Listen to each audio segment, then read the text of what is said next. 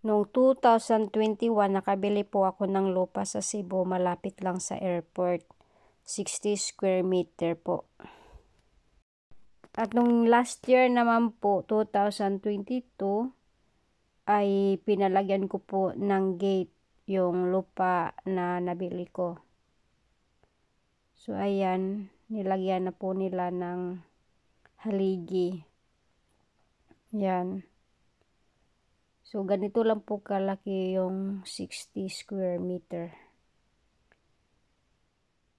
Yan, papunta doon.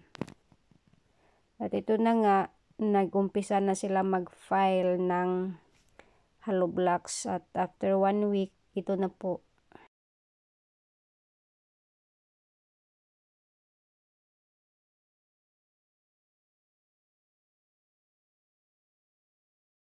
Tapos na rin po yung sa likod.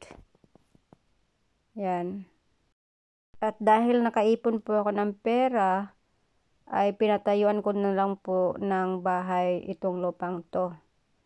So, yung mga panday po ay naglagay po sila ng yung haligi. Haligi po yung inuna nila at tapos ngayon ay lalagyan na nila ng slab para po pang second floor. Yan. So, nilagyan na po nila ng kabilya. Yung mga puthaw. Yan. So, ito po palang slab ay gagawin po daw nila ito ng 1 araw lang. Hindi daw po pwede na matagal, 2 araw. Dapat po talaga daw 1 araw lang. At dahil wala po kaming machine na malaki na machine na yung katulad ng mga malalaking company na may sariling machine sila, ay ito po ay kailangan ng maraming workers. So yung gumagawa po nito ay nasa 40 plus na tao at kailangan po nila itong tapusin in 1 day lang po. At ngayon ay natapos na nga. So 10:00 po yan natapos talaga. Yan po.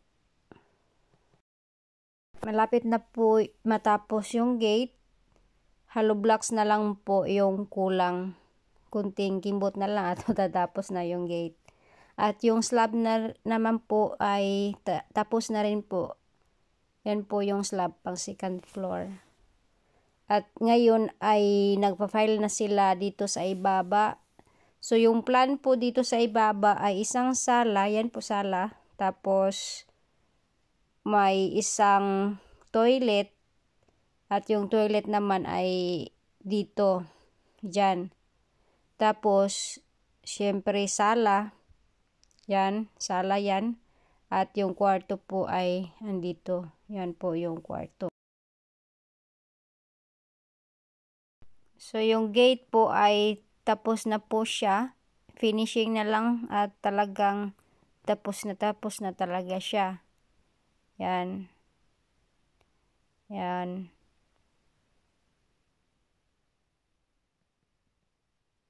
Ganyan po.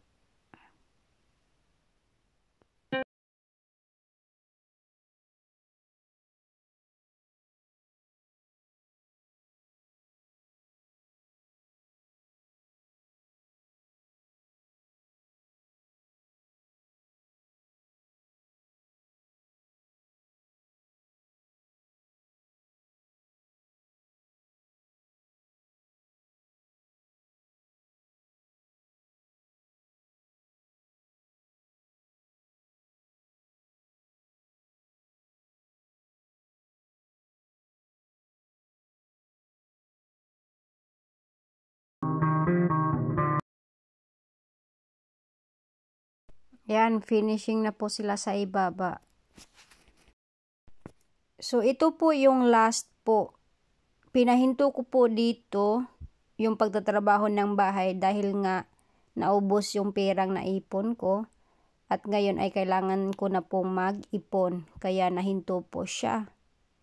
So, yung kulang po talaga dito ay yung jam. Jam sa pintuan at jam po sa bintana. At ito po yung CR, loob ng CR, hindi na po siya nalagyan ng finishing. Yan, at dito. Dahil Pacquiao po yun, so, nahinto po, no? Wala ng pera eh. Yan. So, meron po ditong, fire exit. Yan. Dito lalagyan ng pintuan. Ito po yung nasa likod. Yan po. At buti na lang may may hagdanan na. Yan po yung hagdanan papuntang itaas, second floor. Yan. Ito yung hagdanan. So kung dito po kayo titingin sa hagdanan papunta yan po yung sala.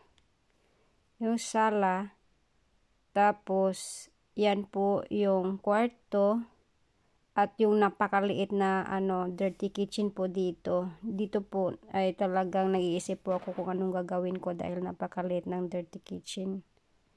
So, yan.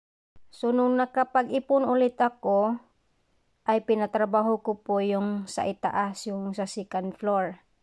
At yan po ay bising-busy sila paglagay ng mga kahoy at nalagyan na rin po ng haligi.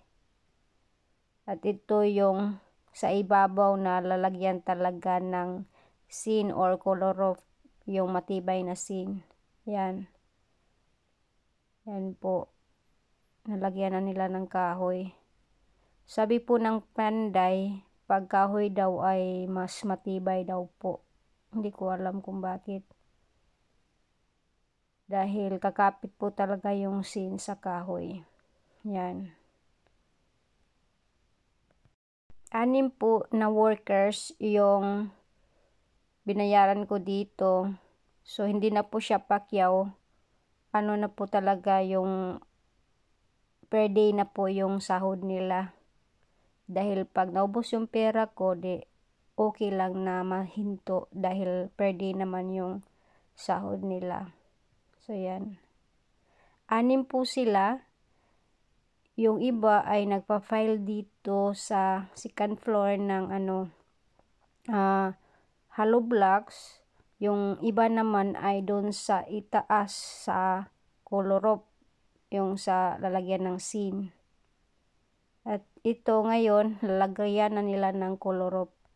So, hinati po yan nila. So, 60 square meter po yan. Bali, mataas po yan. Dahil nga, mahirap ilagay yung mataas. Hinati po nila sa dalawa. Yan.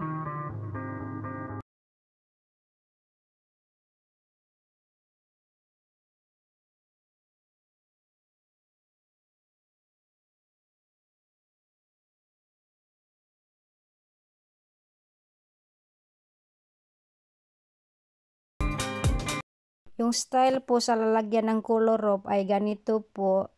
Dahil gusto ko po pag nagkapera ako ay lalagyan ko po siya ng pang third floor. So ganyan po, malapit na po siyang matapos.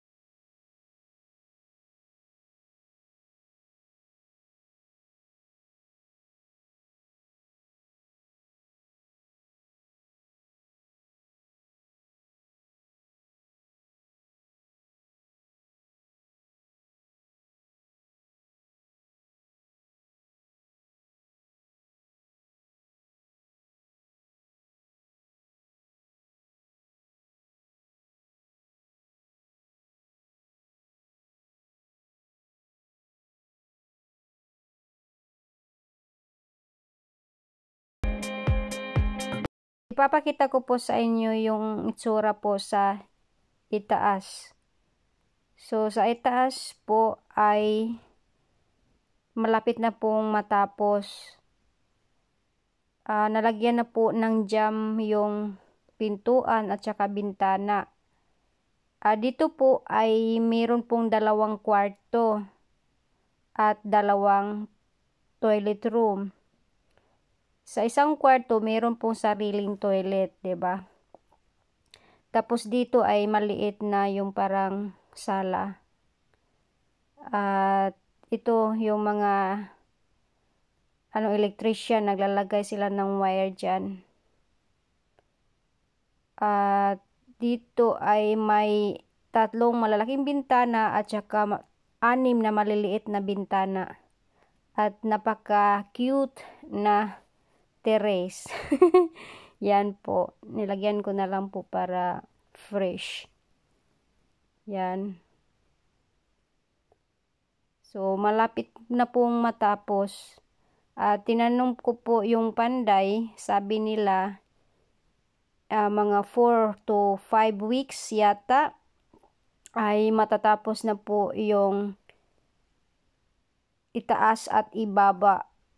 At pwede na po siyang lagyan ng glass, window glass, at saka dito po ay lagyan ng yung parang sliding door dito. Yan. At sa sunod na buwan ay pwede na siyang lagyan ng pintuan at saka window glass. So, pag matapos na po ay i-update ko po kayo sa pangalawang video na gagawin ko kung magkano yung magagasto ko sa paglagay ng bintana at pintuan. So, after 4 to 5 weeks pa ata yung update natin. Sana ay matapos na to at para pag uwi ko, makakatira na tayo dito. Yan po. So, salamat po sa panonood at hintayin nyo po yung next video ko. Bye-bye.